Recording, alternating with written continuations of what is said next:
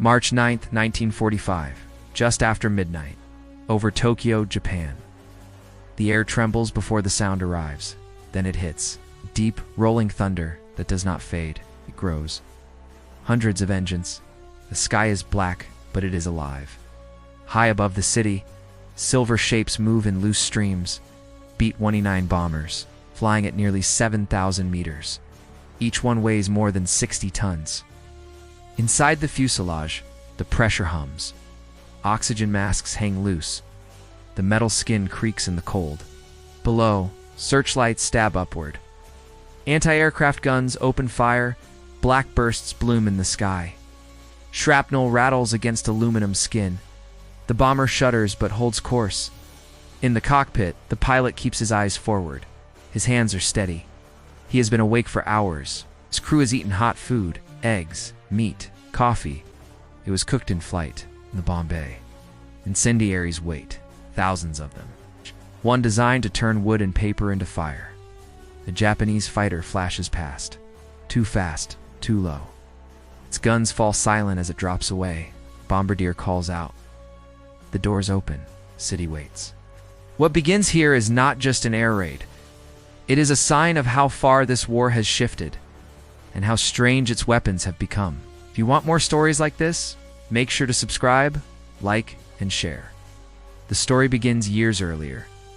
In 1939, American planners face a hard truth. Any future war in the Pacific will be fought across oceans. Vast distances. No nearby bases. No easy supply lines. The United States Army Air Corps needs a bomber that can fly farther than anything before it. It must carry a heavy bomb load. It must fly high. It must protect itself. And it must keep its crew alive for missions lasting more than 12 hours. In 1940, the answer takes shape. The Boeing B-29 Superfortress. It is unlike any bomber in service.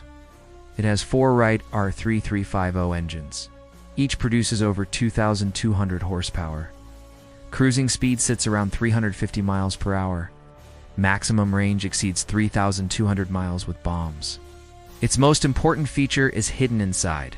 A pressurized cabin. Crews can fly at high altitude without oxygen masks for hours. 2 pressure compartments are linked by a tunnel over the bomb bay. It is cramped, but it works. The B-29 carries up to 20,000 pounds of bombs. Defensive guns are remotely controlled. Fire control computers link turrets together. One gunner can fire multiple turrets at once. There is also something unexpected.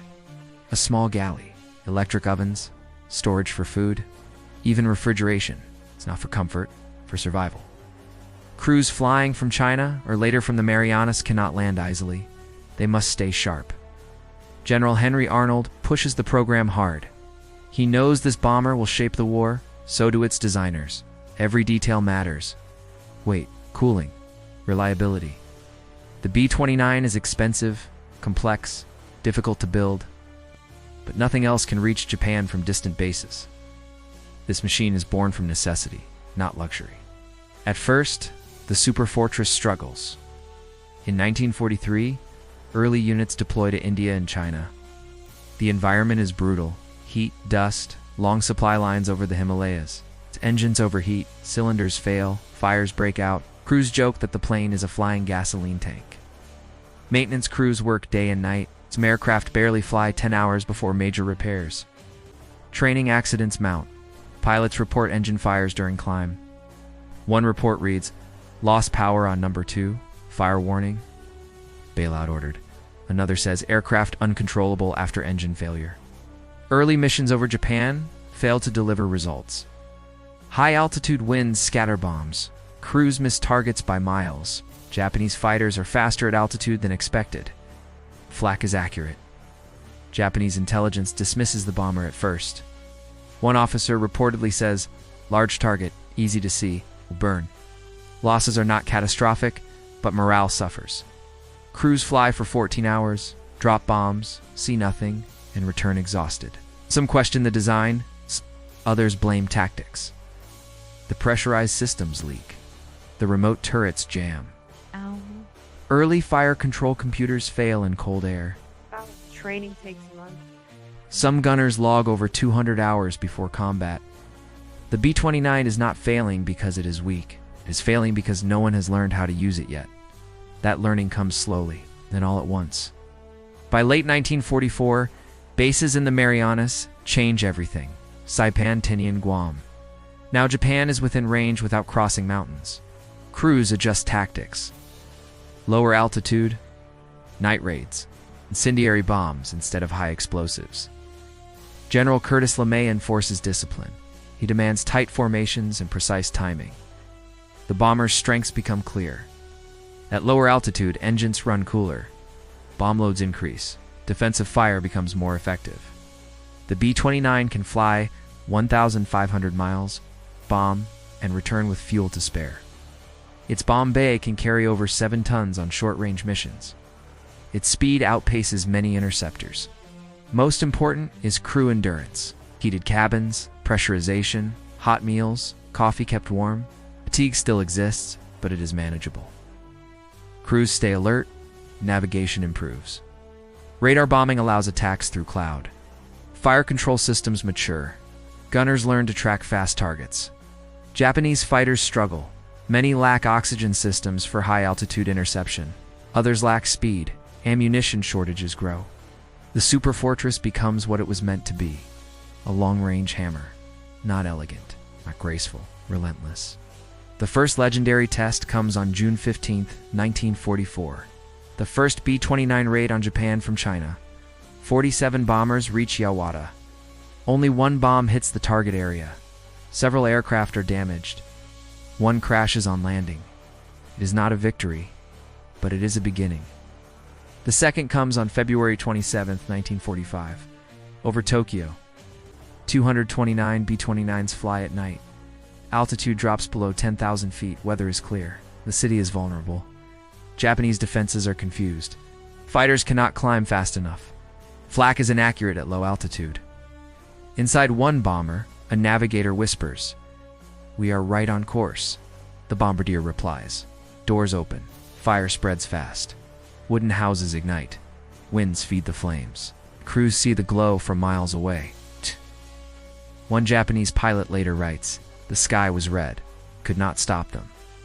The most devastating comes on March 9th and 10th, 1945. Operation Meeting House. 334 B-229s, incendiaries only. No high-altitude bombing. The first wave marks the target. The next waves widen the fire. Winds reach hurricane force inside the city. Japanese fighters attack in small numbers. When pilot lines up a bomber and fires, the bullets spark and vanish. Bomber keeps flying. Gunner shouts, "Fighter at 6. Turrets swing. Tracers cross." The fighter peels away, trailing smoke. Over 16 square miles of Tokyo burn. An estimated 100,000 civilians die. It is the deadliest air raid in history. The crews, it is terrifying and numbing.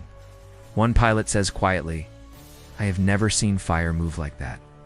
Later missions follow. Nagoya, Osaka, Kobe, factories collapse. Transportation breaks down. The B-29 also carries a different weapon. On August 6, 1945, a single bomber named Enola Gay drops an atomic bomb on Hiroshima. 3 days later, another hits Nagasaki. Japanese air defenses do nothing. We cannot believe one aircraft carries such power. By then, the legend is complete. Behind the scenes, the industrial effort is massive. Over 3,900 BT-29s are built. Each aircraft requires thousands of workers. Aluminum, copper, electronics. Training pipelines expand. Crews rotate through replacement depots. Maintenance units learn engine modifications. Cooling flaps are redesigned. Fuel injection improves reliability. Each bomber sortie costs enormous resources. Fuel alone can exceed 7,000 gallons per mission. Bombs require shipping across the Pacific. Spare parts fill warehouses. Compared to Japanese industry, the scale is overwhelming. Japan struggles to produce modern fighters. Fuel shortages, ground aircraft, radar coverage is thin. The United States can replace losses quickly. Japan cannot. By mid-1945, Japanese air units are shadows of their former strength. The Superfortress is not invincible. Hundreds are lost to accidents and combat. Engines still fail. Crews still die. But the balance is clear. This is industrial war, and the B-29 is built for it. The psychological impact is severe. Japanese pilots nickname the bomber the Silver Castle. Others call it the Flying Apartment. One pilot jokes bitterly after examining wreckage. They eat better than we do? Rumors spread. Crews have heated suits, warm food, fresh water, refrigerators. 2 Japanese airmen flying cramped fighters with no heat. It feels unreal. Civilians fear the sound. The engines are distinct, a low roar that does not fade. When it comes, people run. Morale drops. Some cities are evacuated. Factory workers sleep in shelters. Firefighters are overwhelmed. American crews feel the strain too. Long missions, moral weight. One diary entry reads, "We do the job. We do not talk about it." The bomber becomes a symbol of reach, of inevitability. By late 1945, the B-29 evolves again. Improved engines, better radar, new variants appear. The B-29B removes most defensive guns to save weight. It relies on speed and altitude. The B-29A improves wing structure and systems. After the war, the design continues. It becomes the B-50 with stronger engines. It serves in the Korean War. It carries reconnaissance gear, test equipment. The pressurized cabin sets the standard. Long-range strategic bombing becomes the core of air doctrine.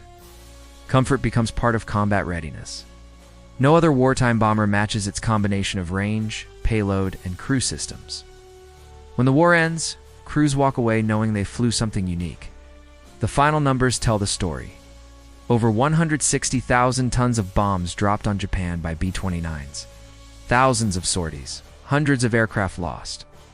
A nation brought to collapse. An opposing Japanese veteran later says, "We knew we were beaten when those bombers came every night, and nothing we did stopped them." The B-29 began as a risky idea, too complex, too expensive, too ambitious. It ended as a weapon that changed how wars are fought from the air.